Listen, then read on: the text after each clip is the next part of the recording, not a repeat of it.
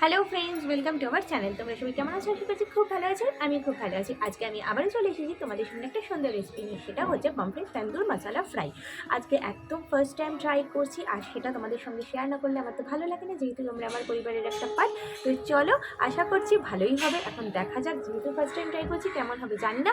যদি কিছু ভুলভ্রান্তি হয় অবশ্যই কিন্তু তোমরা আমাকে কমেন্ট করে জানাবে, তাহলে আমি সেটা শুধরে নেবো। তো চলো এখন দেখা যাক, রেসিপিটা স্টার্ট করি। প্রথমেই দেখো আমি এখানে দুটো পমফ্রেট মাছ নিয়ে নিয়েছি, যেহেতু আমি দুটো ফ্রাই করব। তো পমফ্রেট মাছগুলোকে আমি এইভাবে ছুরি দিয়ে কেটে নিচ্ছি। তোমরা দেখো এই প্যাটার্নে কেটে নিলে মশলাগুলো ভেতরে ঠিকঠাক মতো যাবে, সেই জন্য, আর দেখতেও বেশ ভালো লাগে।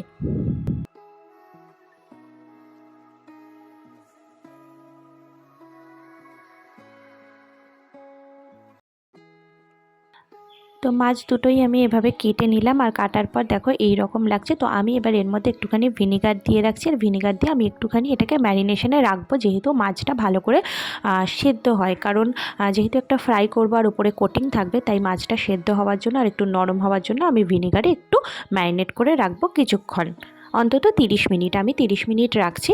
এবার তোমরা কিন্তু নিজেদের ইচ্ছা মতো রাখতে পারো, মোটামুটি একটা আন্দাজ করে। এবার একটা বড় কাচের প্লেটের মধ্যে সব মশলা আমি নিয়ে নেবো। ফার্স্টেই দিয়ে দিলাম হলুদ গুঁড়ো, তারপরে দিলাম লঙ্কা গুঁড়ো, এরপর আমি এর মধ্যে দিচ্ছি জিরে গুঁড়ো, ধনে গুঁড়ো। এই মশলাগুলো দিয়ে দিলাম। এবার দেখো আরও কিছু মশলা আমি এর মধ্যে অ্যাড করব, সেগুলো একে একে আমি তোমাদেরকে বলে দিচ্ছি। ফার্স্টেই দিয়ে দিলাম একটুখানি চাট মশলা, যাতে বেশ একটুখানি টকটক লাগে, বেশ স্পাইসি লাগবে, ভালো লাগবে। এবার আমি এর মধ্যে দিয়ে দিচ্ছি একটুখানি আমচুর পাউডার,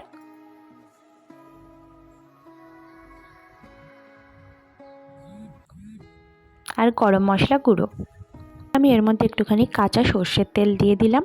এবার এইটা দিয়ে আমি ভালো করে কিন্তু মশলাটা মেখে নেব। চলো আমি হাত দিয়ে মেখে নিচ্ছি, যাতে একটুখানি বেশ ভালোভাবে মাখাটা হয়। সব মশলা ভালোভাবে আমি কিন্তু এবার মিক্স করে নিচ্ছি। এবার এর মধ্যে আমি দিয়ে দিলাম একটু আদা আর রসুন বাটা, যাতে একটুখানি টেস্টটা ভালো লাগে। চলো এবার আমি পুরোটা ভালোভাবে মিক্স করে নিচ্ছি। এবার এই মশলাটা দিয়ে আমি মাছগুলোকে ভালো করে কোটিং করে নেব। দেখো আমি পুরো কিন্তু দুপাশে ভালোভাবে মশলাটা মাখিয়ে দিচ্ছি। তো মশলাগুলো মাখানোর পর আমার মাছটা দেখতে এরকম হয়েছে। জানি খুব একটা ভালো হয়নি, কারণ তোমাদেরকে আমি প্রথমেই বলেছি যেহেতু আমি ফার্স্ট টাইম একদম ট্রাই করছি, তাই একটুখানি ভুলভ্রান্তি তো হবেই। তো এটা হয়ে গেছে। এবার চলো নেক্সট স্টেপে যাওয়া যাক। এখানে একটা বোলের মধ্যে দেখো আমি একটু বেসন গুলে নিয়েছি। বেসনের এই ব্যাটারটার মধ্যে কিন্তু আমি অল্প পরিমাণে নুন দিয়ে দিয়েছি, যাতে কোটিংটাও খেতে কিন্তু ভালো লাগে।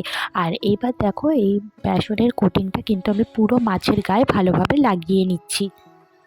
এবার আমি ওভেনের মধ্যে ননস্টিকের একটা কড়াই বসিয়ে দিয়ে তেল গরম হতে দিয়ে দিয়েছি। তেলটা জাস্ট গরম হয়ে যাক, তারপরে কিন্তু আমি ফ্রাইগুলো করে নেব।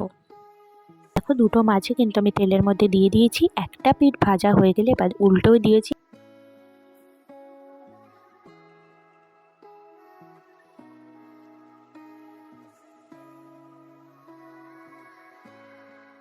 পুরোটা ফ্রাই হওয়ার পর আমার জিনিসটা কিন্তু এই রকম হয়েছিল দেখতে। আমি জানি ভালো হয়নি, কারণ প্রথমবার যেহেতু করেছি তাই একটু এরকম তো হবেই বলো, কিন্তু খেতে ঠিকঠাক হয়েছিল।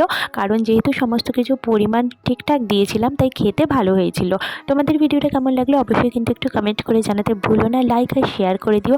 তোমরা আমার পরিবারে যুক্ত হয়ে আমার পাশে থেকো, সাথে থেকো। আর তোমরাও যদি মনে হয় যে এই রেসিপিটা বাড়িতে ট্রাই করবে, তাহলে ট্রাই করে অবশ্যই জানিও কেমন হয়েছে। চলো সবাই সুস্থ থেকো, ভালো থেকো, আর আমার পাশে থেকো। আজকের ভিডিওটা আমি এখানেই শেষ করলাম। খুব তাড়াতাড়ি নতুন কোনো ভিডিও নিয়ে আবারও তোমাদের সঙ্গে দেখা করতে আসবো। ততক্ষণ সবাইকে টাটা।